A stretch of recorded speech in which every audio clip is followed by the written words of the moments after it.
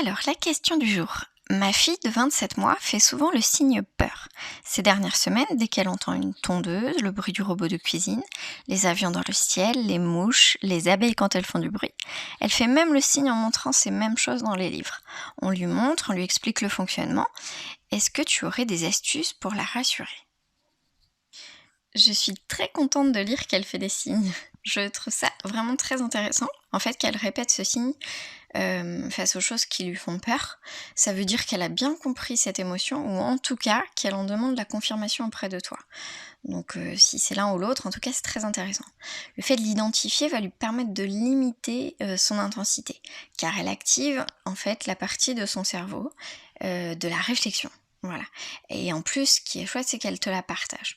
Donc voilà, cela va te permettre d'identifier ses peurs et de pouvoir lui répondre. Donc elle est dans un système de communication hyper intéressant.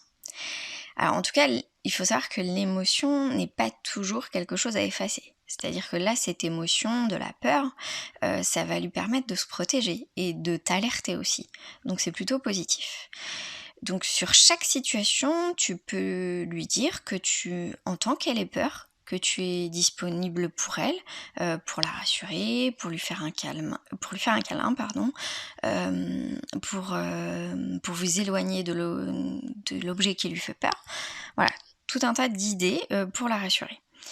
La petite phrase que tu peux lui dire, c'est, en communication sereine, c'est « Je vois que tu fais le signe peur ». J'ai le sentiment que cela t'angoisse d'entendre l'avion, par exemple. Peut-être que cela te fait mal aux oreilles. De quoi aurais-tu besoin? Tu veux que l'on s'éloigne? Tu veux mettre les mains sur tes oreilles? En tout cas, se mettre d'accord et demander si cela va mieux avec l'aide que tu lui apportes. À d'autres moments, je veux dire quand elle n'a pas peur, tu peux revenir sur cette situation.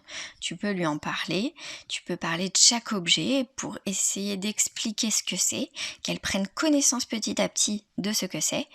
Car effectivement, quand on a 2 ans, que l'on découvre un avion énorme au-dessus de sa tête, qui fait un gros bruit, ça peut faire peur. Donc on peut lui apporter de la connaissance pour qu'elle fasse des liens elle-même qui peut la rassurer. Mais il faut bien savoir que c'est sa peur et qu'il n'y a qu'elle qui peut la dépasser, petit à petit, par la compréhension de l'objet, de l'animal ou autre chose. C'est en tout cas la confiance avec les personnes qui prennent soin d'elle qui va l'accompagner dans ses peurs, ses émotions, de façon globale, qui va faire qu'elle va se sentir en sécurité et apprendre elle-même à gérer une situation angoissante, émotive. En fait, je suis en tout cas très contente de voir qu'elle signe, comme je te l'ai dit.